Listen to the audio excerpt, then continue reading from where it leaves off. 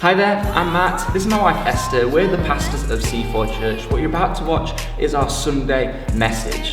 If you enjoyed this message or if it add value to you in any way, then we would love for you to like, share, subscribe to our YouTube channel. And if you're ever in the area, why not come visit us in person? Thanks for watching. Thank you. Well, I thought I had more time. Is everyone okay this morning? Why don't you just say hello to someone while the kids go downstairs. Just give someone a wave, say hello.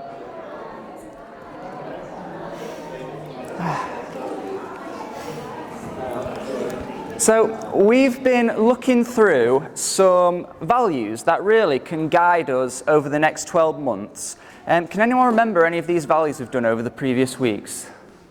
Anyone got any of them at all? Authenticity. We had one, authenticity. That's what we started with because, we believe that you need an environment of trust in order to grow. And you create trust with authenticity. And we looked at the prodigal son and those kind of stories. If you've not seen them, they're all on YouTube, so have a look. We know not everyone's here every week, so we record these and put them on. Last week we looked at being disciples and taking action. Yeah? Everyone remember that? Yeah? Because we are, it's online, Dave. It's online. Because we are disciples, aren't we? When we make a decision to follow God, it's more than just pressing a little follow button on Instagram. It's more than I follow this person, I follow that person. You come under this discipleship and we say, I'm gonna follow you, study you, learn about you, and become more like you. And it can be a long process and taking action because, if we don't use what we've been given, what good is it? Does that make sense? Yeah?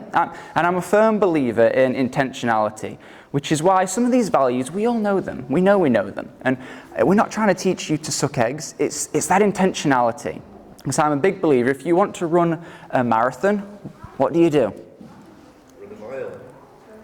You train. You run. We might start with a mile. You start somewhere, but you train, don't you? You don't tend to sit down and on the sofa and think, I'm gonna just be the best athlete I've ever been, and then just stay on the sofa.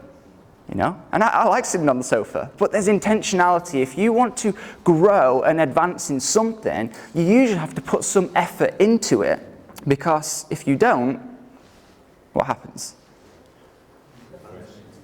Yeah.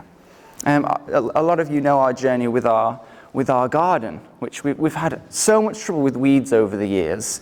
And I thought we'd got it really well. I was in a place where I was pretty proud of it. I thought, what, I've done well with this, not a weed in sight. And over this summer, do you know what? Something's just given. I don't know whether it's having a son or what, but I looked out the garden the other day and I thought, oh my goodness, there's weeds everywhere. Like all that work. But there's a principle there, isn't there? They just keep coming. And you've got to keep going, you've got to keep taking action, you've got to keep following God, because if you stop, the weeds will grow. And that's like a spiritual principle right there. Like if you just stop being intentional, those weeds will grow. Is that okay? Yeah. So this morning we're looking at being born to bless.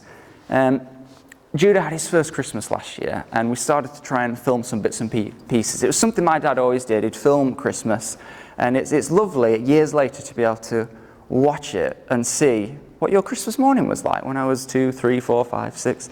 And I was just watching through one of the home videos last year, and I've just been opening presents, and my sister's there, she's been opening presents, and for some reason I turned to my dad and I say, Dad, do you think it's better to give or to receive? and I say to him, Dad, I think it's better to give, with my mountain of presents at 6 years old. And my dad just laughs and he goes, well, do you know what? It's probably nice to do both, isn't it? But it's interesting when you look back and see these things. But Acts 20:35 says this, in everything I did, I showed you that by this kind of hard work we must help the weak, remembering the words the Lord Jesus himself said, it is more blessed to give than to receive. And now this is such an easy message, but it is so hard. It's so simple, but so difficult. You can understand the concept in a second and take a lifetime to actually get there. See, I suppose I understood the concept at 6 years old with a pile of presents. And I even wanted to profess, I think it's better to give. But really, you know, what did I know at 6 years old? What do I know now? You know, I've got to lean into this. This is part of our discipleship, that it is more blessed to give than to receive. And this is from the words of Jesus. You know, I think there's great power in what Jesus said. You know, if we start with nothing else, start with the words of Jesus. They're so important. Does that make sense? You with me? You okay? Yeah. 2 Corinthians 8. And now, brothers and sisters, we want you to know about the grace that God has given at the Macedonian churches in the midst of a very severe trial. Their overflowing joy and their extreme poverty welled up in rich generosity. For I testify that they gave as much as they were able, and even beyond their ability, entirely on their own. They urgently pleaded with us for the privilege of sharing in this service to the Lord's people, and they exceeded our expectations. They gave themselves first of all to the Lord, and then by the will of God also to us. So we've got a group of people here that we're told they are in a tough situation. You know, I think it's easy to feel generous, joyful, encouraging when things are great, isn't it?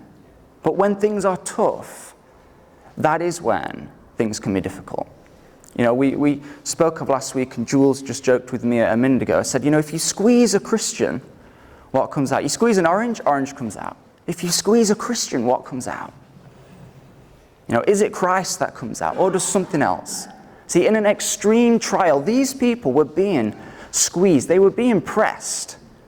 And for some reason, their reaction was, we still want to follow the kingdom. We want to go your way because we believe it's more blessed to give than to receive. That is challenging, isn't it? Because I don't know about you, but when it's a tough season, it's just such a natural reaction to close the hand, to withdraw, to think, actually, I need to be sensible here, which we do. We need to be sensible and use wisdom. But there's this principle in God's economy that sometimes doesn't make sense, that when we release something, you know, physical, then a spiritual thing takes place. Whatever it is, it could be a finance, it could be something else. When we release it, something changes. And it can be very difficult to open the hand, but when we do, things can shift. Now, when I was at Bible college, one of our lecturers, he would, you know, they give you a talk like this on the first days, because it's kind of important and they're trying to set a culture. And he was talking about different mindsets, and often we can have the not enough mindset, can't we? Have you ever been there? Not enough time, not enough resources, or not enough people to help, or something like that. We can always think there's not enough. There's not enough hours in the day to get everything done. I mean, does anyone feel like that? I tell you, you know, I used to think, I thought free time, you know, I had loads of it, and then you have a baby and you think, my time's not my own anymore. You know, I cannot think of a worse statement. My time's my own. It's really not, is it? When is your time ever your own anymore? It's not enough. But we've got to flip that mindset. See, we can easily focus on what we don't have. But we've got to come to a place where we focus on what we do have. And when we've looked at in the past before, I believe that encouragement and generosity, it starts from being thankful. You know, thankful people are generous people. Does that make sense? Yeah. And remember, this goes across the board. It's easy to think about this in just relating to finances or whatnot, but this can be your spirit, you know, your words, your friendship. Are you a generous person in your relationships? You know, do people want to be around you or not? It's so simple, but it's so challenging. And so my Bible college lecturer, he would say, and he was quite provocative, so I'll give you that. You know, he was trying to provoke a certain reaction from us, maybe a bit of offense, because sometimes offense does you good, because it shows you that there's something wrong, that you need to work through that, and maybe, you know, do some spiritual moving around and see if you can shake that out. And he said, I'll tell you what you worship. He's saying, who worships God here? And we're all, you know, Bible college students. We're like, yeah, of course we do. You know, we live for this. We're disciples. And he goes, I'll tell you what you worship by how you spend your time and how you spend your money. And the room was like this, it was dead silent. You know, we didn't like it, you know, it didn't go down too well.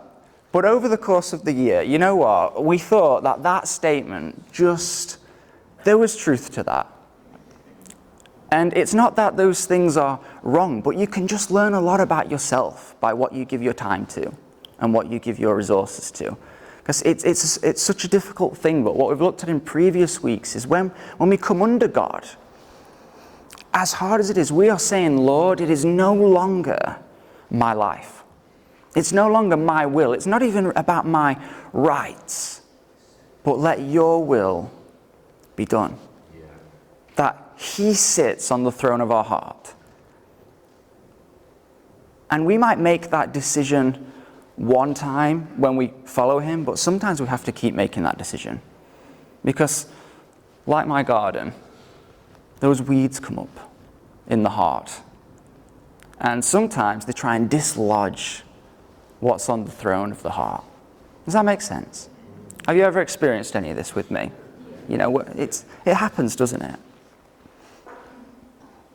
Now, I did also think it was quite interesting when I was doing a bit of research on this, and I'll have to trust my sources to some extent because we did not have the time to go through the whole Bible and count certain words. But it says the concept of forgiveness is mentioned in the Bible at least 127 times in both the Old and New Testaments.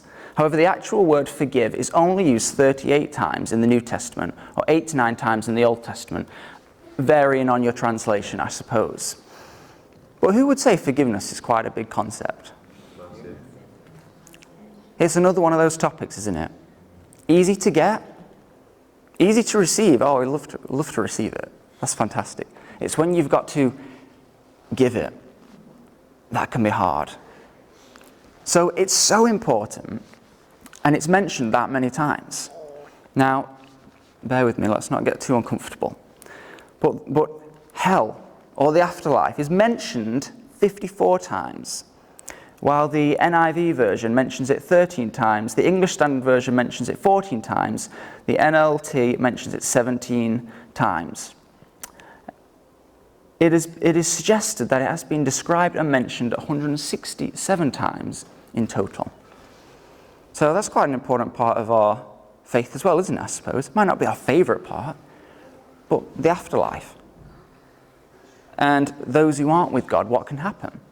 So it's mentioned that many times.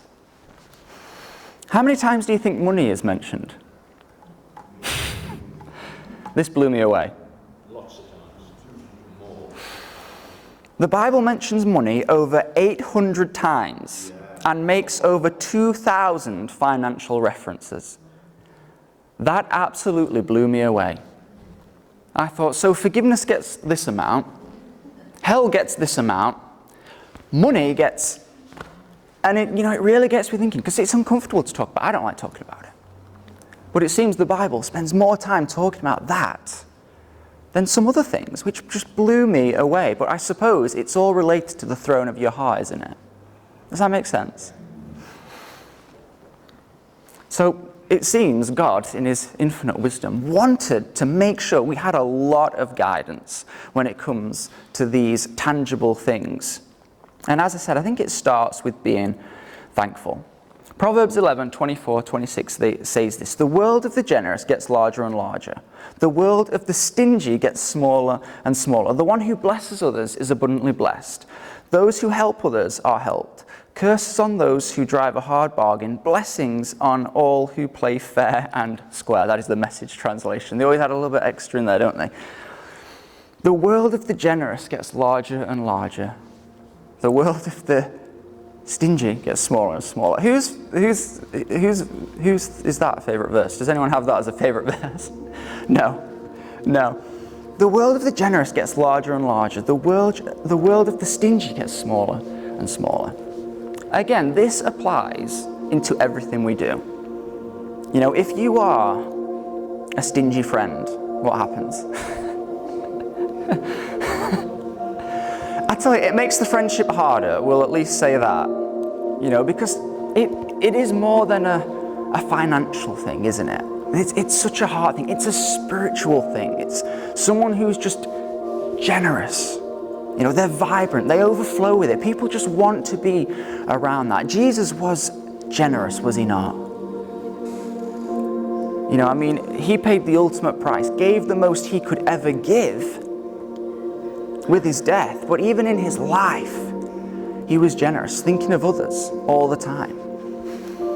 And we know one of our favorite people in the Bible, Barnabas, who was, you know, called that because he was an encourager. And we often say here, what would people call us? You know, I say a fair and impartial person, not because, you know, I'm sure we've all got some names for someone. But what would people call us? Because it's a process. I don't know what Ken's giving eyes to something. What would people call us? Barnabas was an encourager. And I think what an amazing legacy he had to be called that. You know, if you want to be remembered for something with your ministry, your faith, that's a good one, isn't it? An encourager. Now,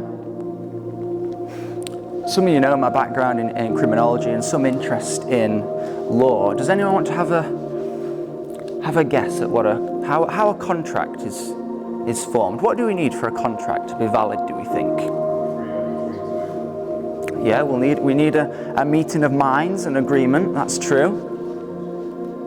Any other rules? Well, you'd put your terms and conditions within that, you'd want those in there. No, not really, not always. You don't need a signature. Well, this is the right time for the music, contract law. What you need is what is called consideration. And now when you come across that, it's really confusing because you think of consideration when you're considering something. But what this means is what are you offering? What are you bringing to the table? What is your consideration? Does that make sense? Kind of. So if I hire someone to clean the windows, their consideration is they're cleaning the windows. My consideration is the payment of that. Does that make sense? Yes. And you need those elements.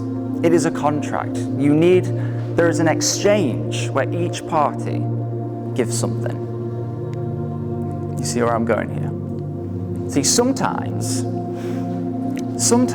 we can view our generosity as a contract. You know, in a way, there is a contract because you know what? God's done everything for us, and in return, we do become new and follow Him. But we can sometimes put our generosity in that same bracket. It's a contract. That what do I get out of this? It's so hard because it's so natural. Does that make sense? Like an investment. But yet the Bible tells us when we come to a place of giving, we just give because we're to be a blessing.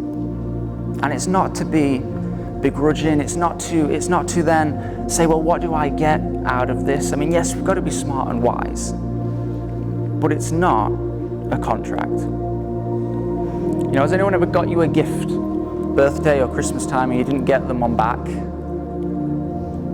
No, that's great then, you know, because that is awkward. Like, oh, here, I got you this gift for Christmas. My friend Nick from uni, he is fantastic. In that friendship, I am the worst friend. Like, absolutely. And I love him so much. But he's always prompt with his texting. I can take days or weeks to get back to him. And I feel so bad because I love this guy so much. But he'll get gifts, he'll send cards, and I'm like, oh, I didn't even remember sometimes.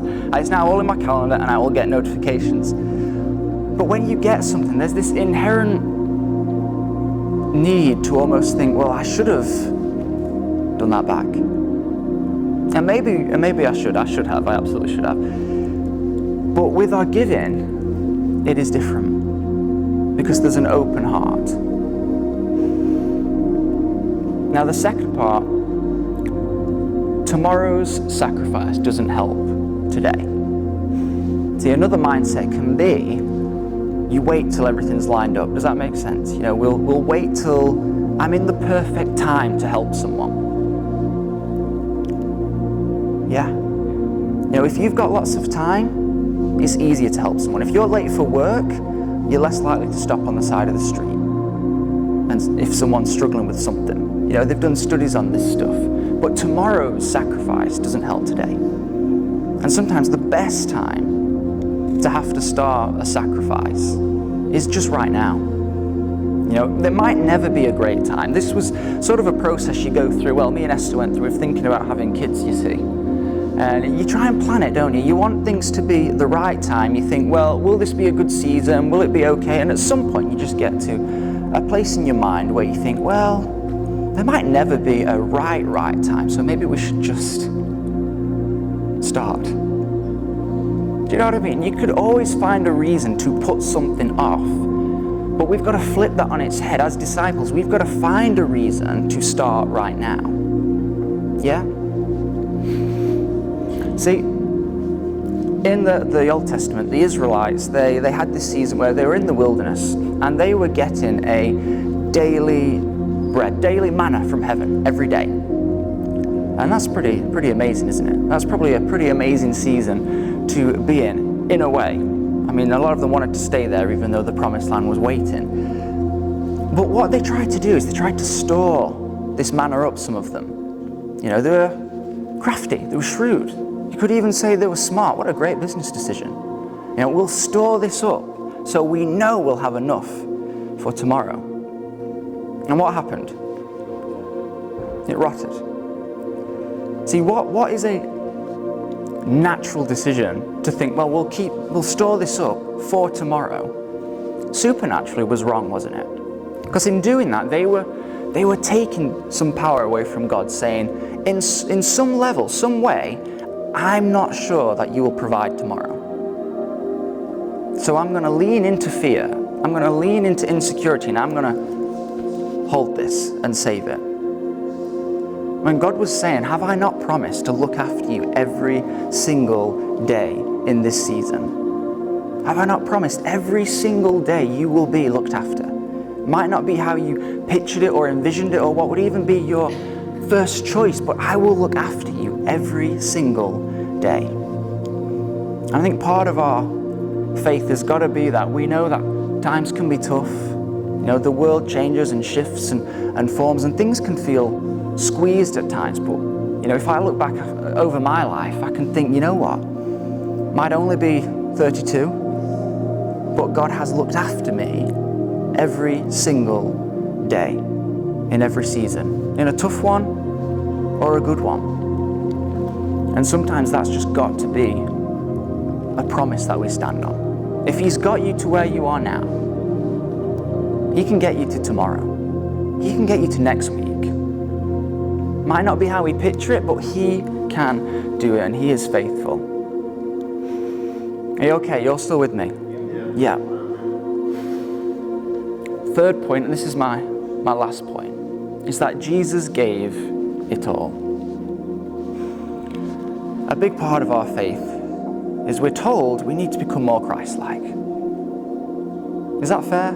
Is that fair to say? You know, and we spoke of it, exactly. We spoke about this last week as well. I don't want to look back in 5-10 years' time and think, do you know what, I'm pretty much the same as I was then. You know, I want to try and increase and become more like Christ. And that's not easy, and we've all got different areas where we struggle and different areas where we can improve. But in 10 years' time, I want to look back and think, man, God really worked through me in that situation. In that season, I could see, you know, those things that needed ironing out of me, those things that I needed to work on. God's really been faithful and walked through that with me.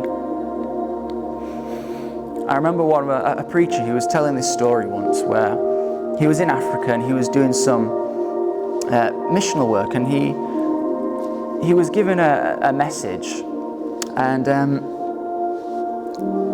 some kids, they came up to him a little later, and they kept asking him for a tap, you know, like a tap, like a, you know, what you'd twist on the sink. And he thought, okay, well, that's interesting, you know, they want a tap. Why do they want a tap? And he got talking to different people, and they said that the kids had seen that water comes from the tap. Yeah? Water comes from the tap. And in this area, you know, they wanted water in that time period. But what they'd not realized, because they're only young, is that it doesn't come from the tap at all, does it? It just flows through the tap, and it comes through the source. And this preacher was saying that actually, you know what? We are those taps. That we can choose to let something flow from us. We can let the power of God, we can let the Holy Spirit flow through us into other people, those streams of living water. We can let that open and flow. Or we can close it. Or we can be disconnected, cut off from Him, and then we can't do anything on our own. If we're cut off from the source, we're just a tap. But if we're attached to Him, streams of living water will flow. And I do believe that people are thirsty, spiritually speaking. You know, we're in a time where people are so curious, where there's so many problems that exist in the world, and where there's so much information. We've never had more information. But there's a hunger in people to want to see transformation, to want to know the truth, to want to see their Creator. Does that make sense? And we've got to play our part, and this is part of generosity. You know, it's easy to just limit it to finances, but are we letting the power of the gospel flow out of our lives for other people? Or is it something that we only ourselves feed on? Does that make sense? We looked at last week where the disciples were given the bread to feed the 5,000 to hand it out. Are we sharing it? Are we giving it? Are we ready to tell someone about how Jesus has changed our life? Too often I can find myself a little bit almost afraid or insecure to share the good news with someone. Because for some reason in my mind I think, well, they might not want it. But then you think, well, why wouldn't they want it? I've wanted it. Why is it something that I want, but I'm worried that they won't?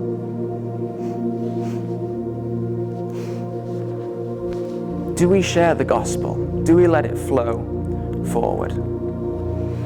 So I just wondered if I could challenge us before we go into communion, make a stance of action. If one of our values is action, then we need to start, you know, making little things for ourselves. In this next week or this next month, why don't you just write down a few things, a few ways in which you could be more generous in an area of life, and pray over them and see if God calls you to one. And then just do it. You know, sometimes you don't need to wait for the clouds to open and God to say, you know, go and help them. He can do that, but we know we need to be generous because the Bible tells us. You know, like we know we need to be kind and compassionate. We don't wait for a voice of God to say, be kind. I know I need to be kind. He tells me in His word to be kind. Does that make sense?